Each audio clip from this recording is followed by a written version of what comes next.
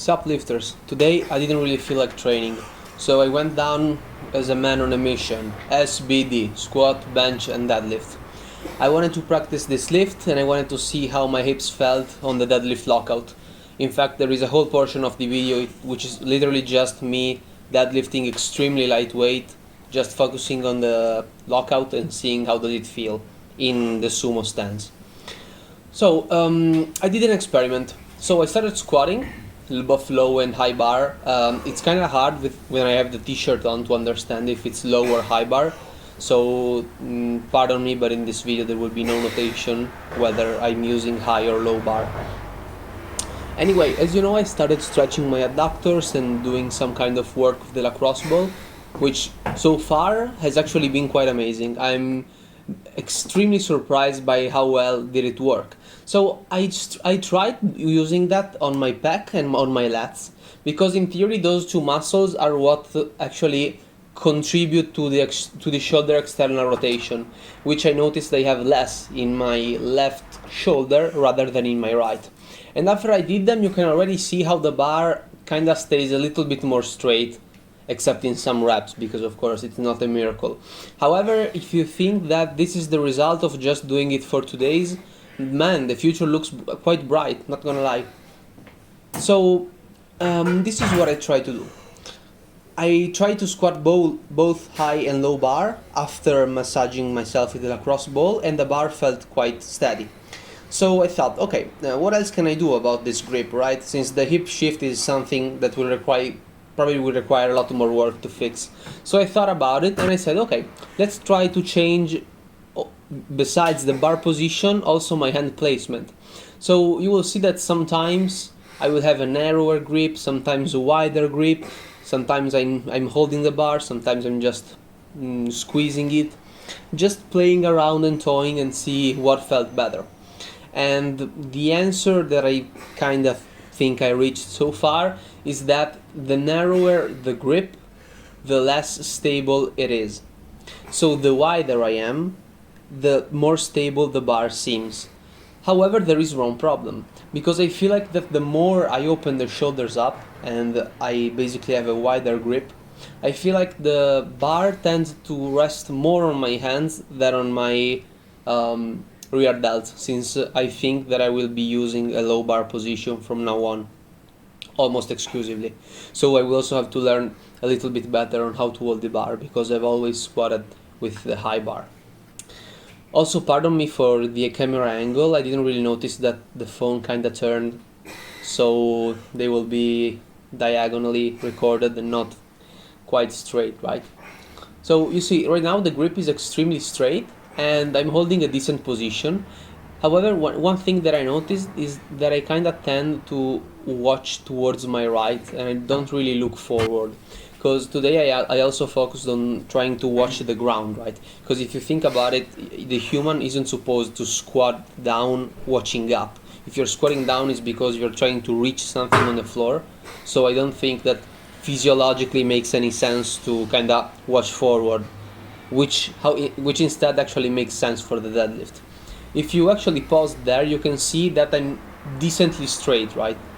Another thing that you can notice is that my arms aren't really staying in the same place. You can see how the left one seems to hang a little bit lower, which is also what is causing the rounding of both the bar and I also believe the back. And that is all for the squats. So I did some bench, extremely light work, and you can see how I have my right shoulder which stands above my left one, because I have a little bit of scoliosis and the right shoulder is lower than the left one.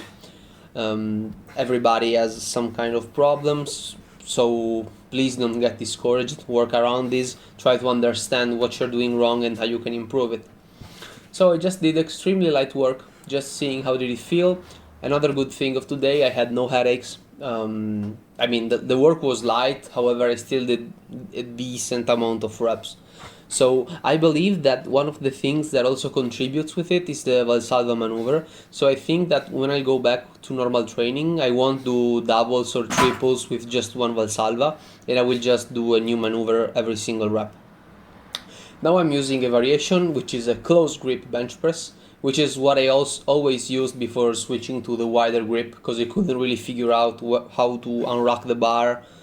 Because you see, you can clearly see that if I use the close grip, I have a much higher point of,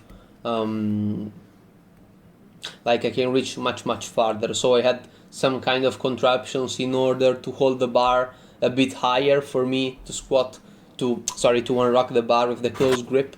However, I ended up feeling better just lowering the rock position and using a higher, like a wider position. Oh my god, today English isn't really coming out of my tongue. Moving on, I did some deadlifts, both conventional and both sumo. What I noticed is that the bar that I'm using, unfortunately, doesn't really have a lot of grip in the narrower area, which is kind of annoying, because on the conventional, my grip is perfectly fine because it's outside of the knees. However, in the sumo, I still have to grip on there, which I think is a little bit wider than what I would like. I would probably prefer to go straight down with my arms, because if you see right now they are slightly in diagonal. Also, I saw a tutorial of Jamal, just Google Jamal deadlift, you'll find the guy, he's a beast. And he basically teaches powerlifters, which I'm not a powerlifter, to just go down to find their position. And to be honest, it actually feels quite good. It really feels good to be able to just get down and pull the weight up like this. However, I'm still gonna use straps because I don't want to use a mixed grip due to bicep tears. When you pull with the mixed grip, you have higher chances of bicep tear, and I don't want to get injured. I know I'm using lighter weight than all of these behemoths, however, you never know. So I think I'll just stick to the double overhand and try to understand my pulling position a little bit better. Again, the camera is not perfect, but I had to kind of set it up on the treadmill, which is why it's not really standing still and it's not really in front of me. So I did all the flight work. You can see that I'm using those pair of shoes, which are a really old pair of shoes that my mother used to avoid slipping on the boat. However, she doesn't use them anymore, so I just stole them from her. So they're quite narrow actually, however they're pretty flexible. And I just do it in order to avoid, kind of slipping on the floor whenever I'm pulling sumo, since you know that I'm having some troubles with the lockout. Talking about the lockout, you can see how clear it is in this clip. If you compare these clips to me deadlifting the previous weeks, you can see how much of a difference the locked knees make in actually seeing the deadlift finished. Because if you don't lock the knee and you end up with soft knees, you can't really completely extend your hips, which is what I believe kind of didn't really allow me to complete the range of movement. Now, is it that important? I don't really think so, because rack pulls I think are quite overrated. What is important, however, is to understand what is causing some kind of pain in my right hip when I'm completely hyperextended, which I'm actually quite confused about, because I don't really feel anything throughout the movement, the middle of the movement. I only feel pulling at the start and at the end when I'm completely overextended. So I'm not sure if it is some kind of problem with the capsula of the hip joint. In that case, I don't really know how to fix it. So I will just hope that it will go away slowly but surely, and I will be more and more careful, since I seem to respond better to slower pulling motions with the deadlift. So not just grip it and rip it off, but actually focusing, pulling that slack out of the bar, creating tension, and then coming up. Which is also why I want to pull sumo, because with sumo it's harder at the bottom and then it gets much easier later on. Also, it involves more quads, and as you know, I want big quads. So that is my reasoning behind the sumo versus conventional. Another point is that it's kind of hard for me to pull a conventional deadlift, and I usually end up doing a stiff leg deadlift. Go look at the difference, because you might just be stiff leg deadlifting and you don't know the difference, because you're supposed to kind of sit back a little bit when you're deadlifting, which actually helps you involve the quads. So after all of this stuff, I just decided, yeah, let's just do some reps for the biceps, right? So I did them with the bar. The straight bar really kind of screws my wrists up, especially the left one.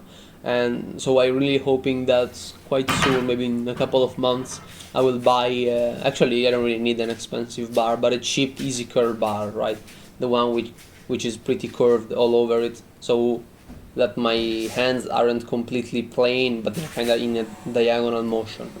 And yeah, I could just use dumbbells, which is what I did for the last series.